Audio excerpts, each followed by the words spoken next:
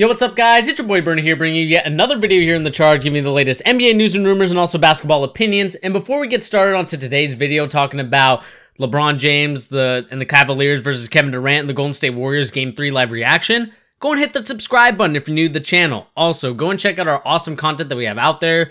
We have our Game 1 reaction video that we have out. We also have Peter's Draymond Green MVP video that just was out as yesterday, so please and go check that out. But right now, we're here to talk about what just happened in game number 3 in the NBA Finals. Were the Cavs going to come back? Were they going to be, only down 2-1? And we found out our answer tonight, and the answer was Kevin Durant had a monster game. Kevin Durant was the main story in this, other than another storyline that I'm probably going to be touching on in a little bit. But this is his stat line right now. 43 points.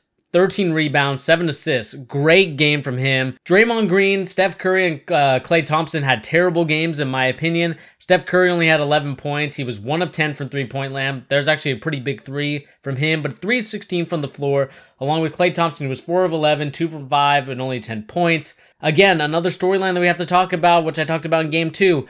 Jordan Bell gave him great minutes. So did JaVale McGee, 10 points. And Sean Livingston, I believe, also had a great game with 8 points. And basically, like I said, this was the Kevin Durant game. He was hitting every jumper that you could have put in his face. Any defender, he was hitting on.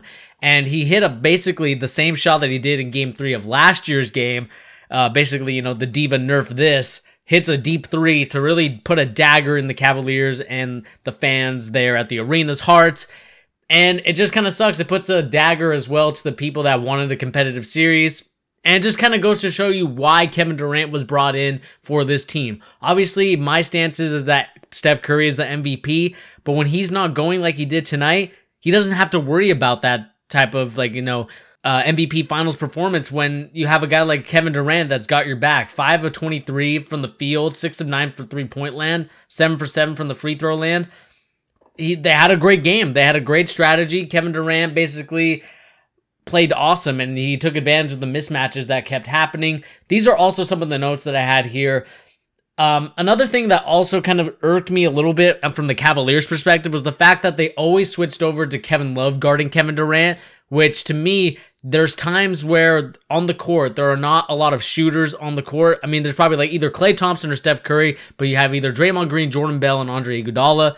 I'm fine with those 3 shooting the ball. You can have Andre Iguodala shoot a 3. I'm fine with that. Draymond Green can shoot the 3. Jordan Bell can shoot the 3. I'm fine with those guys taking those shots because they have to make a play, and they're not accustomed to making that play. So to me, I'm fine with them shooting, but having Kevin Durant go off for 43 points is unacceptable. And the Cavaliers really just let that get into them, and that's the reason why they lost 110 to 102. They had a chance to win this game. It was close until the end. Like I said, that dagger 3 really got in the hearts and heads of not only the Cavaliers fans, but also the players as well. It's just disappointing to me to see also another thing that I have to do. I love him, but I have to call him out, and that is, of course, LeBron James. 13 of 28, 1 from 6 from three-point land, 6 from 7 from the free throw line. He had his triple-double, 33, 11, and 10, but at the same time, it just didn't look the same at all. He looked like a different player tonight. After the whole situation, what happened with JR, with the whole situation that happened in Game 2, being a little bit more passive, LeBron James doesn't get a pass here. This is honestly a very bad game from him. Obviously, the stats won't show it, but it was bad to me because he was very passive. He was missing some easy layups. To me, LeBron James' head is out of Cleveland. He doesn't look like he wants to be on this team anymore, and it's just apparent from the way that he's playing. It's almost the same thing that happened when he was thinking about going from the game when he was playing Boston, when he was a Cavalier in the Eastern Conference Finals, to when he was going to go to the Miami Heat the next year. So that to me is what it feels like right now. His head's not really in this final series. It feels like he's out of it. He's upset. Obviously, Game 1 was a big kind of ordeal that happened, but at the same time, I talked about it in the Game 2 reaction. You have to step up. You have to forget it and keep playing on. Otherwise, you're going to be stuck like this, and it's going to be a 4-game sweep. I just think right now, LeBron James' head is either in Philadelphia, LA, or Houston. I mean, it's not in Cleveland, and that's just disappointing for me because I want to see a competitive series. I want to see it go 7 games. Now it's looking like the Western Conference Finals was the NBA Finals because they're actually putting heart and soul. The Houston Rockets were, even though it was ugly basketball, they still put heart and soul. I mean, you saw the face that CP3 made when he tore his hamstring, or not tear, but strained it. And he was just so upset that he wasn't able to continue. And you saw it on the bench. You saw it throughout the whole games.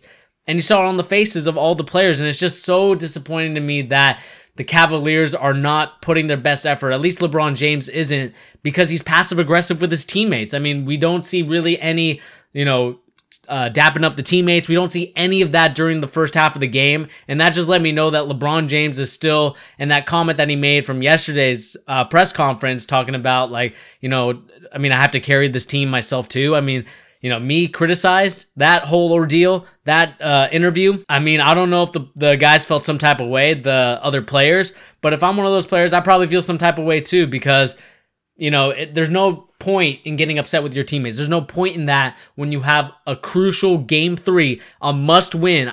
I don't know if I said it on Game 2 reaction, but here on Game 3, it was a must-win game for the Cavs, and they blew it. They blew the game, and now we're going to see if they can even muster up the strength to even want to fight in Game 4, because right now, the other guys gave you what you needed from them. Look at Kevin Love's stat line, 20 and 13, great rebounding stats, great scoring from them, 3 for 7 from three-point land, obviously not as good as the other night, but still gave you good points, gave you rebounds, gave you the Minnesota Kevin Love that we were accustomed to seeing and what we thought the Cavaliers were going to get when they first traded for him. Another guy that was a good guy off the bench was Rodney Hood, 7 for 11 from the field, 6 rebounds, 15 points. He gave you those bench minutes, and JR also had a decent game.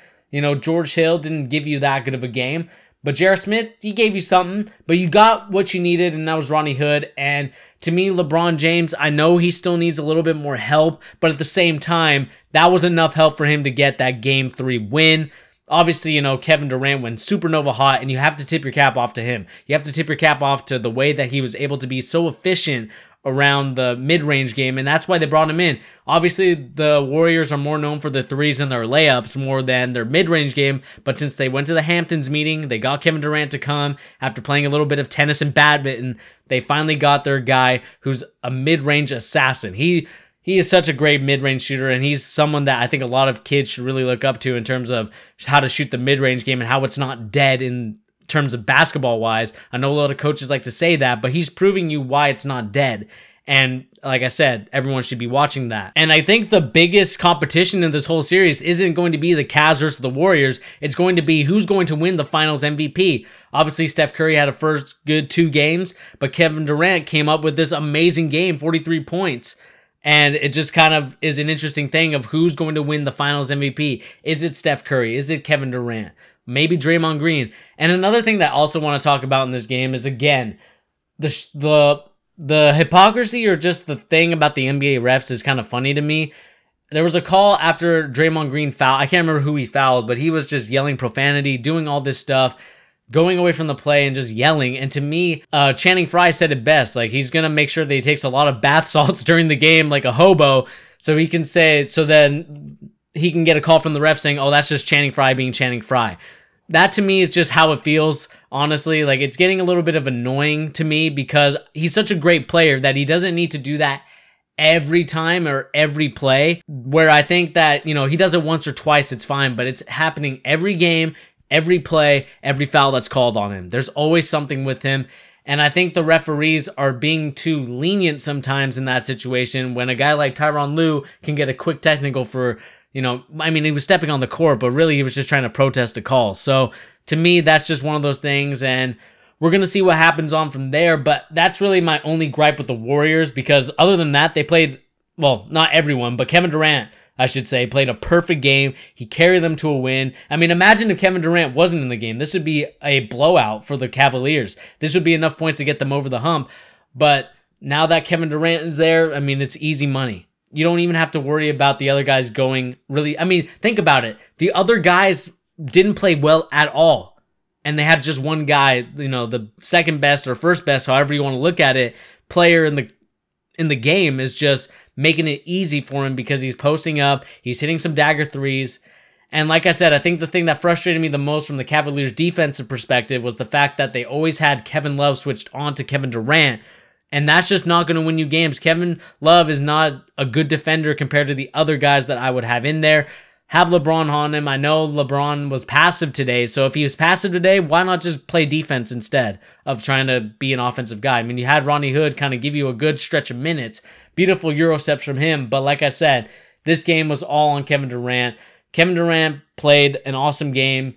They did everything that they wanted to do on the court. Other than the fact that the other guys did really bad, you still had some great help. A lot of guys giving you 10 to 8 points. Sean Livingston, Jordan Bell, Andre Iguodala, Klay Thompson, Steph Curry, JaVale McGee, Kevin Durant, and Draymond Green. They all gave you some great minutes. And that just goes to show you the strength of this team and how they just don't really have an ego about them. But that's really going to be it for the video, guys. I want to know your guys' opinion about Game 3. What did you like about it? What did you dislike about it? And also let me know, is this LeBron James's worst game, or do you think that he was justified in the way that he was playing? And also let me know if he was really passive, because that's how it felt to me. But anyway, guys, this has been your boy Bernie here on The Charge, giving you the latest NBA news and rumors and also basketball opinions. Go and hit that like button. Go and hit that subscribe button. Check out our other videos, and I'll catch you on the next one. Peace.